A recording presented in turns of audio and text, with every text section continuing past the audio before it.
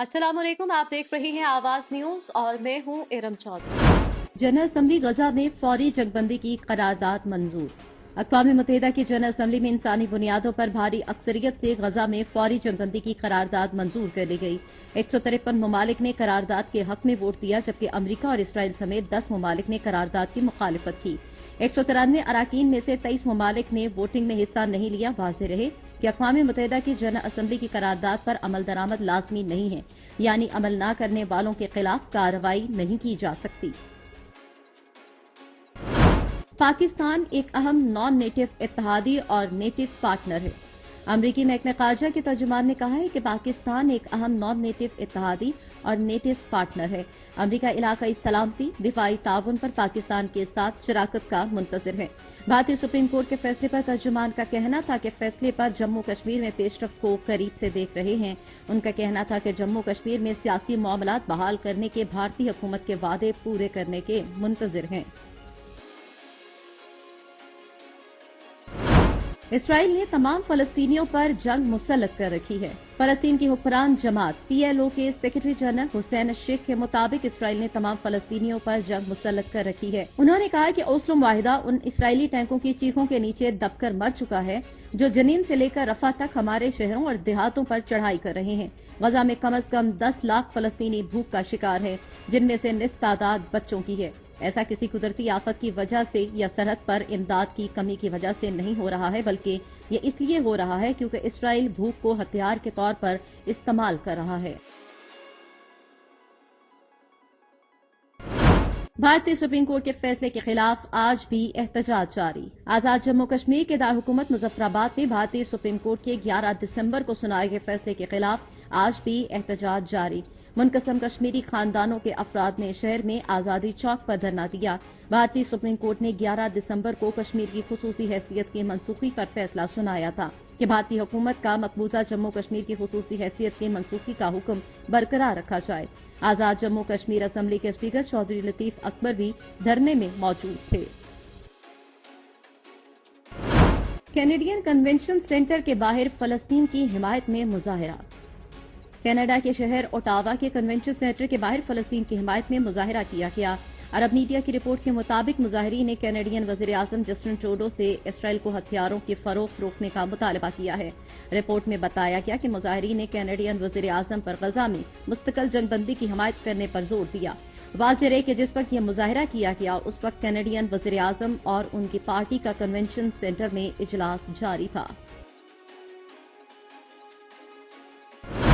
Supreme court का ताहयात नाअहली से मुतालिक तमाम दरख्वास्तें एक साथ सुनने का फैसला। सुप्रीम कोर्ट ने ताहयात नाअहली के आर्टिकल 62(1)(f) से मुतालिक तमाम दरख्वास्तें एक साथ सुनने का फैसला कर लिया। अदालत उस्मा ने ताहयात नाअहली में मुद्दत से मुतालिक मीर बादशाह कैसरानी केस का तहरीरी हुक्मनामा जारी कर दिया। हुक्मनामे के मुताबिक नाअहली की मुद्दत के सवाल वाले तमाम केस जनवरी 2024 के आगाज पर एक साथ मुकर्रर किए जाएं। केस ज़ेर इल्तवा होने को इलेक्शन में ताखीर के लिए इस्तेमाल नहीं किया जाएगा। इसराइली फौज ने शमाली गजा के कमाल अदवान अस्पताल पर धावा बोल दिया। गजा में इसराइली फौज ने शमाली गजा के कमाल अदवान अस्पताल पर धावा बोला। तिब्बी अमले और मरीजों को अस्पताल में महसूर कर दिया। खदशा है कि उन्हें गिरफ्तार या मार दिया जाएगा। तर्जमान गजा वजारत सेहत अशरफुल कुदरह ने आलमी इदारा सेहत और रेड क्रॉस से अस्पताल वालों की जान बचाने का फौरी मुतालबा किया है। अस्पताल के ICU में 65 मरीज मौजूद हैं, जबकि 3000 बेघर अफराद भी पनाह गुज़ीर हैं। गजा के 36 में से सिर्फ 11 अस्पताल जुज़वी फाल हैं। सिविलियंस के फौजी अदालतों में ट्रायल कलअदम करार देने का फैसला मुअत्तल। सुप्रीम कोर्ट ने फौजी अदालतों में सिविलियंस का ट्रायल जारी रखने की इजाजत दे दी, ताहम फौजी अदालतों में ट्रायल का हतमी फैसला सुप्रीम कोर्ट के फैसले से मशरूत होगा। जस्टिस सरदार तारिक मसूद की सरबराही में 6 रुकनी लाजिम बेंच ने समाअत की। फैसला 5-1 की अक्सरियत से मुअत्तल किया गया। सुप्रीम कोर्ट की जानिब से कहा गया है कि अपीलों पर फैसले तक 102 गिरफ्तार अफराद के ट्रायल का हतमी फैसला नहीं किया जाएगा। गजा में 20 इसराइली फौजी अपने ही साथियों के हाथों मारे गए। इसराइली फौज ने अपने बयान में कहा कि फ्रेंडली फायर और ऑपरेशनल हादसात में 20 इसराइली फौजी हलाक हो गए। इसराइली फौज के बयान के मुताबिक 13 फौजी फ्रेंडली फायरिंग में मारे गए। کچھ اسرائیلی فوجی اپنے ہی ڈرونز اور ہیلی کاپٹر سے فائرنگ کی زد میں آئے۔ اسرائیلی فوج کے مطابق کچھ اسرائیلی فوجی ٹینک کے فائر کی زد میں بھی آئے۔ فوجی بیان کے مطابق غزہ کی زمینی لڑائی میں اب تک 105 اسرائیلی فوجی ہلاک ہو چکے ہیں۔ شامل کریں گے کچھ مزید خبریں۔ عمران خان اور شاہ محمود کے خلاف چارج شیٹ۔ سائفر کیس میں عمران خان اور شاہ محمود قریشی کے خلاف ایف آئی اے کی چارج شیٹ سامنے آ گئی۔ F I A charge sheet کے مطابق ملزمان کے خلاف 15 اگست کو سائفر کیس کا مقدمہ درج کیا گیا۔ ملزمان خفیہ دستاویزات کی معلومات سے متعلق رابطوں میں ملوث پائے گئے۔ 7 مارچ 2022 کو واشنگٹن سے موصول سائفر ٹیلی گرام کو غیر متعلقہ افراد کو سونپا گیا۔ سائفر ٹیلی گرام کے حقائق کو توڑ مروڑ کر پیش کیا گیا۔ ملزمان نے سائفر ٹیلی گرام کو قومی سلامتی کے برعکس ذاتی مقاصد کے لیے استعمال کیا۔ اسرائیلی فوج کا لبنان میں فاسفورس بم استعمال کرنے کا اعتراف۔ اسرائیلی فوج کے مطابق سفید فاسفورس بم کا استعمال ان علاقوں میں کیا گیا جہاں عام شہری نہیں تھے۔ اسرائیلی فوج کے مطابق اس کا مقصد حزب اللہ کی لانچنگ سائٹس کو ظاہر کرنا تھا۔ اسرائیلی فوج کا یہ بھی کہنا تھا کہ سفید فاسفورس کا استعمال ماسکنگ کے مقصد کے لیے تھا، نہ کہ بین الاقوامی معاہدوں کے مطابق حملے کے مقصد کے لیے۔ انتقام نہیں چاہتا، حساب لینا تو بنتا ہے۔ مسلم لیگ نون کے قائد نواز شریف نے کہا کہ انتقام نہیں چاہتا لیکن حساب تو لینا بنتا ہے۔ مسلم لیگ نون کے پارلیمانی بورڈ کے اجلاس سے خطاب کرتے ہوئے نواز شریف نے کہا کہ آج جھوٹ ہوا میں اڑ گیا ہے۔ کہا میرے خلاف مقدمات میں جان نہیں تھی، سزا مجھے نہیں 25 کروڑ عوام کو ملی۔ نواز شریف نے کہا کہ ہم نے جنرل باجوہ یا جنرل راحیل کے خلاف کبھی کوئی سازش نہیں کی۔ غزہ میں مستقل رہنے کا کوئی ارادہ نہیں۔ اسرائیلی وزیر دفاع کا کہنا ہے کہ غزہ میں مستقل رہنے کا کوئی ارادہ نہیں، جنگ کے مقاصد حماس کا خاتمہ اور یرغمالیوں کی واپسی ہیں۔ اسرائیلی وزیر دفاع نے اپنے ایک بیان میں کہا کہ غزہ میں حماس بریکنگ پوائنٹ کے قریب ہے۔ ترجمان القسام برکیٹ نے کہا ہے کہ خان یونس کے شمالی محاذ پر 2 اسرائیلی ٹینکوں کو راکٹوں سے نشانہ بنایا گیا، جبکہ تل ابیب کو میزائلوں سے نشانہ بنایا گیا ہے۔ غیر شرعی نکاح کیس کے قابل سماعت ہونے کا تحریری حکم نامہ جاری۔ سینئر سول جج قدرت اللہ نے 4 صفحات کا تحریری حکم نامہ جاری کر دیا، جس کے مطابق خاور مانیکا نے الزام لگایا کہ عمران خان اور بشرا بی بی نے عدت گزرنے سے پہلے ہی نکاح کر لیا۔ گواہان مفتی سعید اون چودھری اور محمد لطیف کے بیانات ان الزامات کو سپورٹ کرتے ہیں۔ گواہان کے بیانات کی روشنی میں باد نظر میں دونوں جرم کے مرتکب ہوئے، لہٰذا ٹرائل کے لیے مناسب گراؤنڈ موجود ہے۔ حکم نامے میں کہا گیا ہے کہ خاور مانیکا کی کمپلینٹ پر سماعت کا باقاعدہ آغاز 14 دسمبر کو کیا جائے گا۔ عمران خان کے خلاف اڈیالہ جیل میں آج 3 کیسز کی سماعت مقرر۔ اڈیالہ جیل میں آج بانی پی ٹی آئی کے خلاف 3 کیسز کی سماعت مقرر کی گئی۔